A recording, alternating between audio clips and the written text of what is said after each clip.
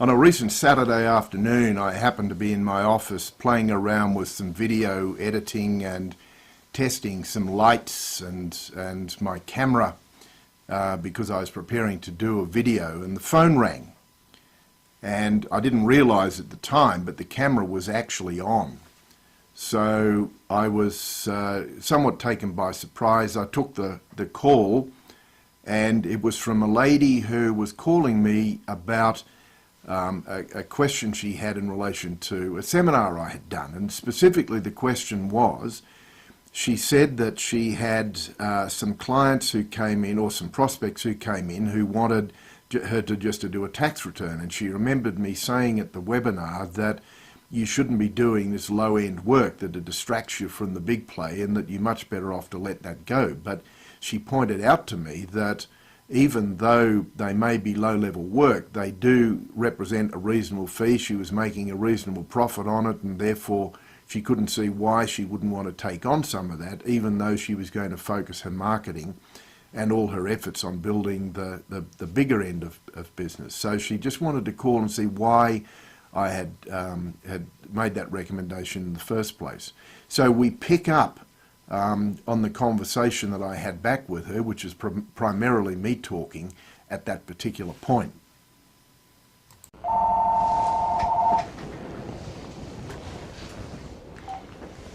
Good afternoon, this is Rick Payne. Hi Mary, how are you? I'm well, thank you. What's up? Yeah. Yep.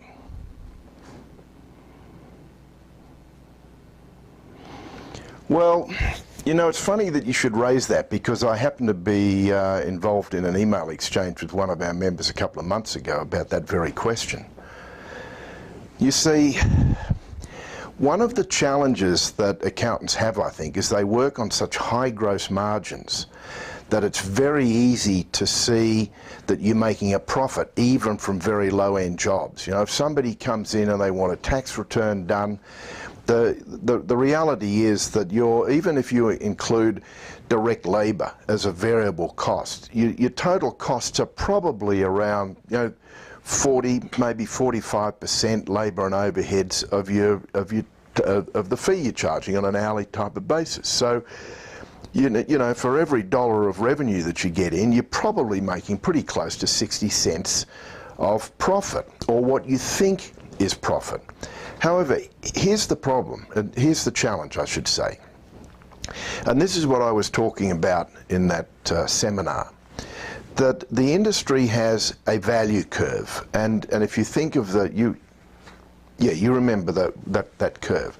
It starts off at the bottom and rises like a rectangular hyperbola. It sort of goes up, exponentially goes up.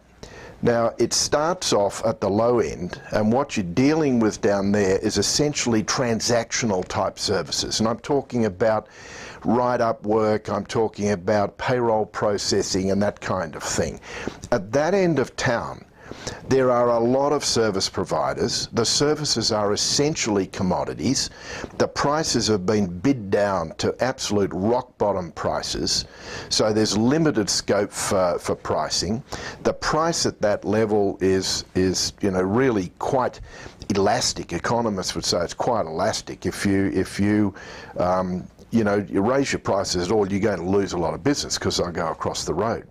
Then at the other end of the industry value chain is what I would call the transformational end.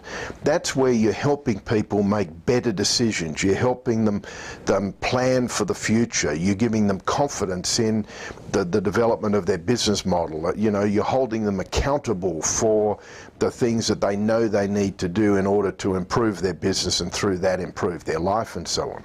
Now, between those two extremes, you're kind of in the middle. There are higher level consulting services that you're doing profits, cash flow projections, profit projections. You're helping them with designing their business model. You're helping them implement key performance indicator monitoring systems and so on. and you may be doing reviews and compilations and audits, and all of those things fit somewhere on that value chain. Now, herein lies the problem, or at least the challenge, as I said. Most small businesses find themselves all over that value chain simply because they have a client selection criteria that consists of two parts. If you've got a heartbeat and if you have a checkbook, then you're immediately a candidate for one as a client. So anybody who walks in the door essentially becomes a client, no matter what sort of services they want. Now, the people at the low end of town may be providing you with profitable services, but they have virtually zero growth prospects. Every year they're going to want exactly the same service. They're not going to be growing most of them aren't anyway, going to be sort of growing their need for accounting services, and the only way you can increase revenue from those type of people is to get more of them. And that's precisely what happens, because somebody says to that person, where do you get your taxes done? Oh, well, I get that, Mary does my taxes. Oh, is she any good? Yeah, she's really great. She's a lovely lady. You know, go in, you'll get a cup of coffee and she'll do your tax. And next thing you know, somebody else is knocking on the door. Now, before you know it, you've got, 1,000 of these people who you might be doing $500 worth of tax returns for. So you say, well, that's pretty good. I've got a $500,000 practice. My suggestion would be that you will be so much better off if you have a $500,000 practice made up of just 100 clients paying you $5,000, or even better still, 50 clients paying you $10,000. That's a much better model. Now, and the reason it's a better model is you're going to be doing much more of the transformational type work for those people, and transformational work is almost by definition value-added work. It's work where you're actually creating value for the client rather than just performing an economic commodity-based service. Now, the reason I talk about that in the context of that industry value curve is as follows. Once you decide where on that industry value curve you want to be, then that will determine what type of clients you're going to attract, what type of team members you will need in order to deliver services and deliver value to those clients. It will determine who your competitors are. It will determine what prices you need to charge, and it will determine what sort of internal systems and technologies you'll need to use in order to properly service those clients. But if you spread yourself all over the value curve, you'll be having all different sorts of competitors and so on. You'll find it incredibly difficult to attract and retain client because, Mary, the bottom line is, somebody with great talent is not going to work at the bottom end of town. They are going to get bored to death doing simple little tax returns, one after the other, after the other, after the other. It just doesn't work, and they're going to leave your firm. If you want to attract and retain talent, you've got to give them interesting stuff to do. If you want to grow your practice, the view that I've got is that you need to grow it with your clients. In other words, you need to be working with clients who have some prospects for growing internally, and in addition, being able to introduce you to other like-minded clients. So what I have found after working with literally thousands of firms around the world, those who have gotten back to me and said, we've implemented this strategy, there is this common thread that runs through it all the time, and that is, we decided where on the industry value curve we wanted to sit. Now, they may not have expressed it in those terms, but essentially they said, this is what we want to do. They identified who their client, the type of clients they wanted to work with. Out of that, they developed their client selection criteria. That determined what type of services that they are offering. That in turn determined where they were going to be on that industry value curve. They would outsource the lower the more transactional type of work to somebody else, or some of them might set up a separate division within their practice in order to do that, but it was not their major accounting practice. They would then develop internal systems and marketing systems and employee development, training systems and so on and so forth for all of those people so that they could deliver on that promise. And you know what?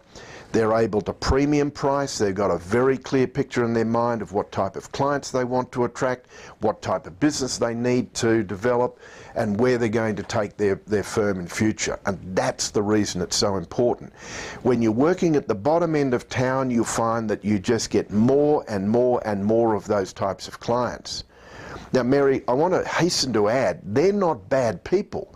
They're just not great clients to have, because you end up with a business model that, unless you're going to be an H&R Block or a Jackson Hewitt or something like that, you know, in other words, unless you're going to be able to scale that business in some way and dramatically, then it's going to be very difficult for you to make any more than just a living out of it, because you will hit the point where you just can't do any more work.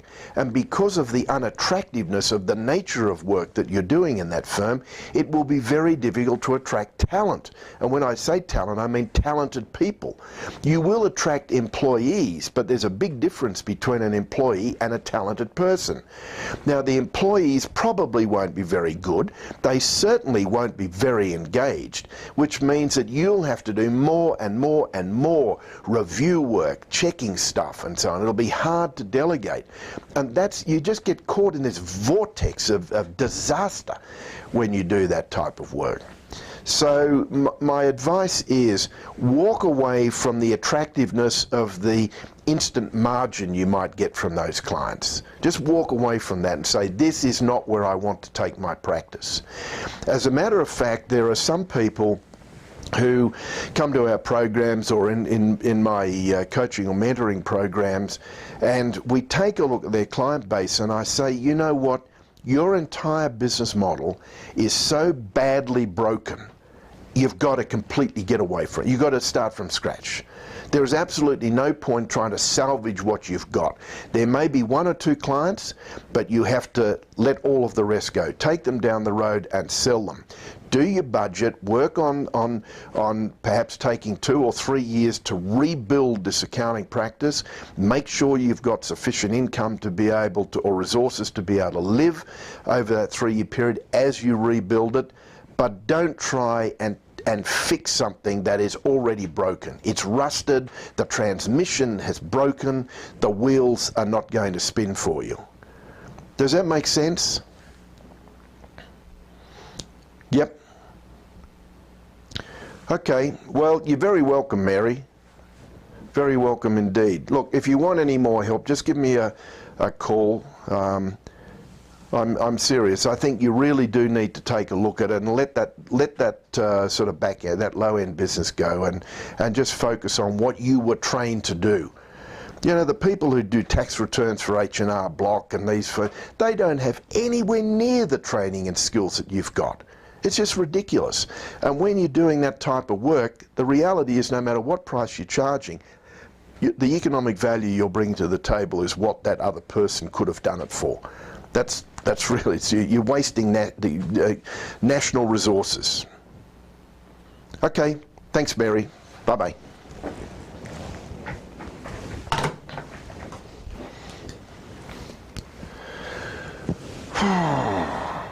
Oh my goodness, that was